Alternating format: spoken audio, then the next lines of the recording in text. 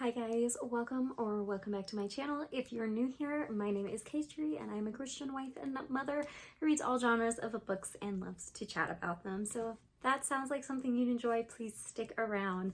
Today we are going to be talking about my 10 before the end.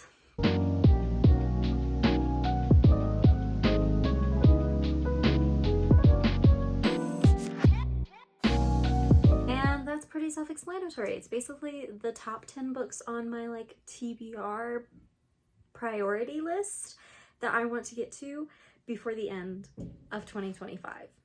So let's just get into it. So the first book that I really want to get to is Sense and Suitability by Pepper Basham. I have been hearing about this one a lot on BookTube and Instagram and stuff in general. Like a lot. I haven't really checked out much Regency type stuff, but I want to kind of see if it might be something I'd enjoy. And this is definitely one that I have heard nothing bad about so far. And I have read a little bit of Pepper Basham and I like her okay. I've had, I think a 4.5 star and then kind of a mid 3-star from her so far. So she's not a bad author for me, but I'm wondering, is she going to be an author that gives me a 5-star or not?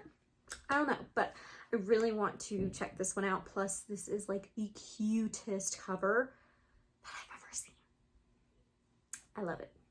All right, and then next on our list is Welcome to the Fae Cafe. This is by Jennifer, this last name, and this is a cozy fantasy.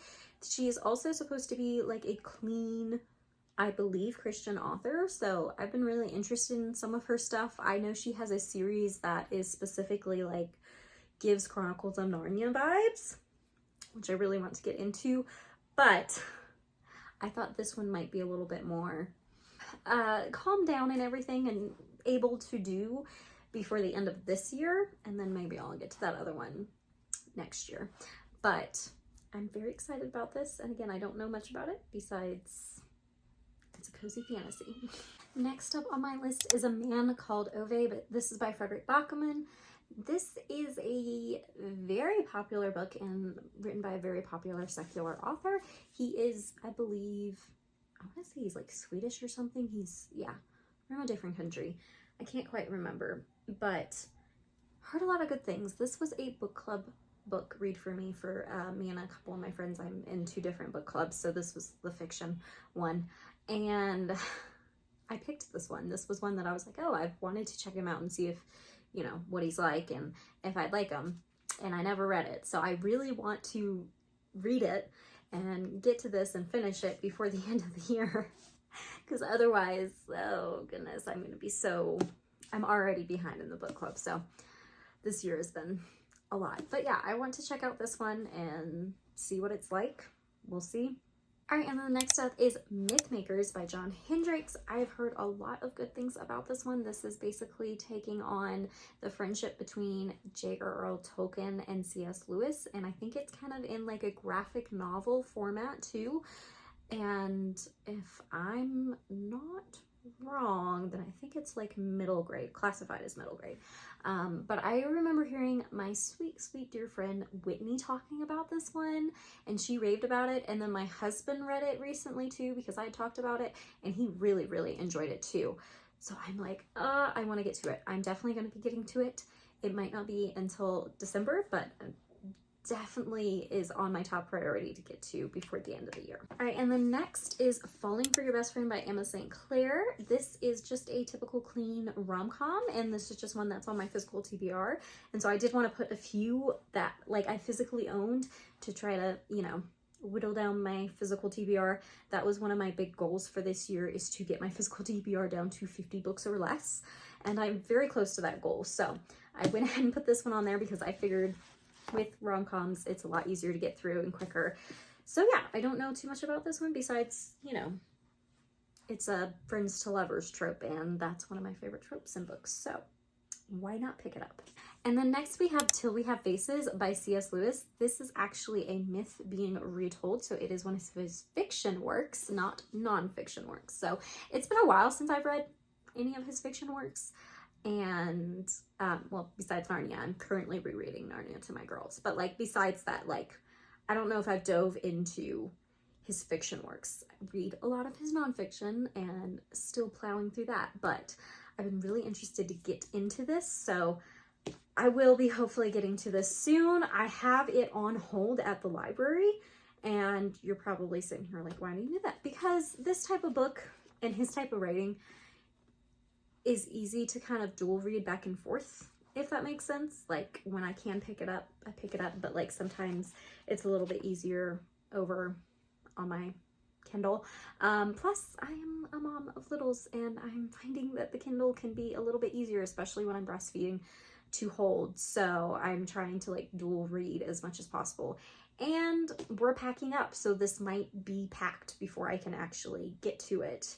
And thus I got it through the library so that I could still get to it and read it and still get it off my physical TBR, even if it's in a box. So there you go. And then the last one that's on my physical TBR, but not the last of this list by all means, this is number 7, I believe, is Reckless by Lauren Roberts. And we still have the sticker on here. That's gonna bother me. So this one is the second in the Powerless trilogy, which I really liked. Powerless, wow. You just want to be mean. I really enjoyed Powerless. It was a 5-star read for me. Is that because the writing was stupendous or anything? No, it was not. I in no way claim that this book, you know, was fine. No, I just liked the banter and the way that the two main characters were done in it, and like the tension and stuff. I was like, it's giving me kick my feet giggles. And I'm giving this 5 stars, even if the writing and all that isn't, you know, whatever. So I just put a disclaimer that it's not stupendous like storytelling or anything like that, but it's fun.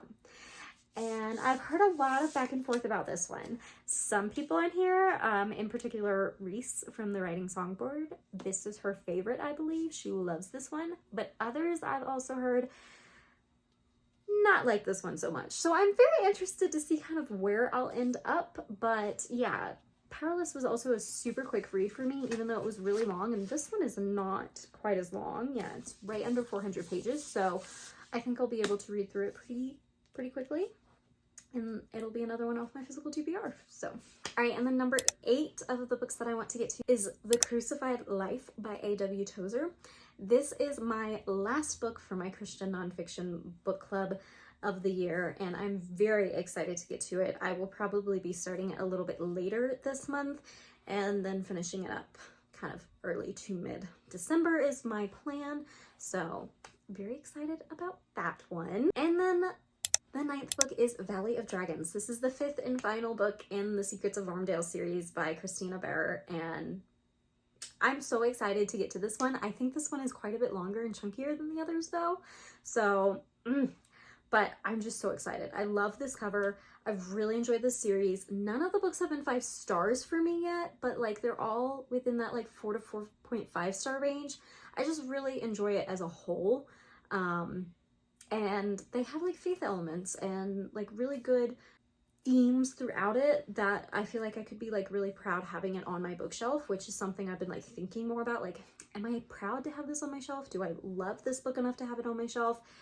Would this be something I want my kids to read in the future or be okay with them reading? Or could I use it for some sort of schooling or, you know, etc., etc. I've got many different tiers, but this is definitely one that I would love to have on my shelf. I don't own it physically yet, but I've been reading it through the library. So very excited to get to the last one and a little sad. So, all right. And then the 10th and final book that I want to get to by the end of the year is Emma M. Lyon. This is by Beth Bauer, I believe, if I'm not mistaken.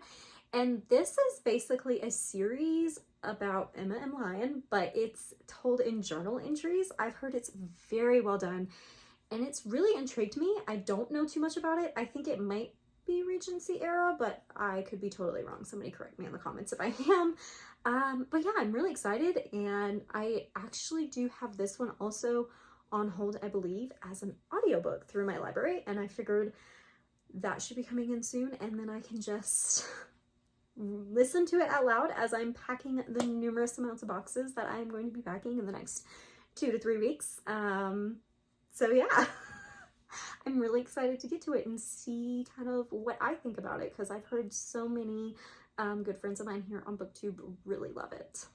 All right, everybody, that is my 10 before the end. All of my top priorities that I want to get to this year. Hopefully I will get to all of them, and there might be a few others, you know, thrown in there, but I'm really hoping and praying that I can get through all 10 of these at least by the end of the year, even amongst the craziness that is my life right now with moving. So thank you so much for watching, and please let me know down in the comments below, what are your 10 before the end, because I would love to hear them, and I'd also love to know if we have any in common.